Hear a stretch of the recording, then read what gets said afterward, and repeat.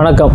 வாழ்க்கையே ஒரு பயணம் தானே. இந்த யூடியூப் சேனல் மூலியம் நான் வந்து ஒரு ராசி பலனை நம்ம பார்த்து வந்துக்கிட்டு இருக்கோம். ஒரு ராசியாக ராசி பலனை இப்போ தான் ஒரு வீடியோவாக போட ஆரம்பிச்சிருக்கோம், பார்த்து வந்துக்கிட்டு இருக்கோம்.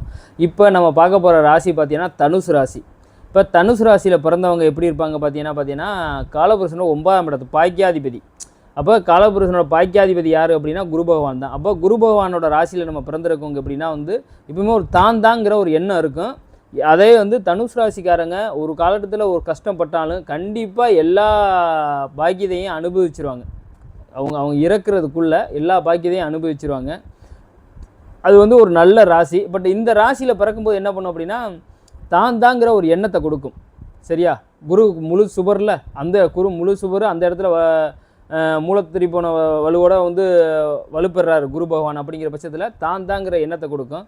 அது வந்து எப்போவுமே குருவாத பணத்து விஷயத்தில் ரொம்ப கராராக இருப்பாங்க. கண்டிப்பாக பணமும் சம்பாதிப்பாங்க. ஒரு காலகட்டம் கஷ்டப்பட்டாலும் ஒரு காலகட்டம் எல்லா பாக்கியத்தையும் அவங்க அனுபவிச்சிருவாங்க.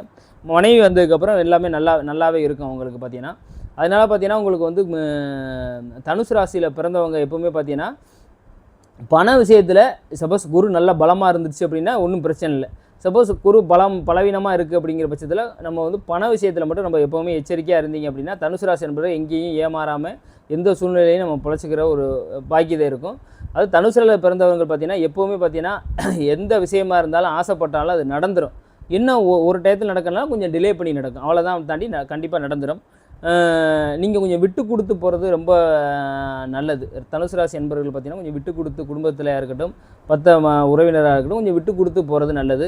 ஏன்னா நீங்கள் வந்து காலபுருஷன் 9ஆம் இடத்துல பிறக்கிறதுனால நமக்கும் வந்து ஏன்னா பார்த்துக்கலாம் அப்படிங்கிற மாதிரி ஒரு எண்ணங்கள் வந்து உங்களுக்கு ஆல்ரெடி இருக்கும் தனுசு ராசி அன்பர்கள். ஏன்னா வந்து அதுதான் பாக்கியஸ்தானம்ல.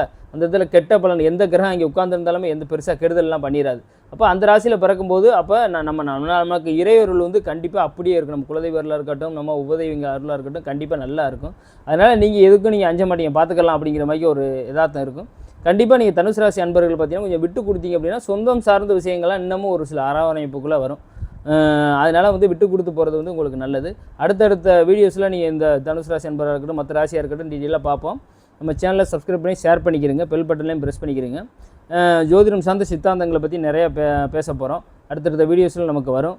சரியா? நீங்கள் ஜாதகம் பார்க்கணும் அப்படியே கம்மியான ப்ரைஸ் தான் நம்ம மேலே இருக்க நம்பரில் நீங்கள் கான்டாக்ட் பண்ணி நம்ம ஜோதிடம் சார்ந்த விஷயம் தெரிஞ்சுக்கிறீங்க. நீங்கள் வேறு ஜோதிடம் எத்தனை பேர்ட்ட பார்த்தாலும் நான் சொன்னால் 100% நடக்கும், எழுதி தரேன், அந்த தேதிப்படி நடக்கும்.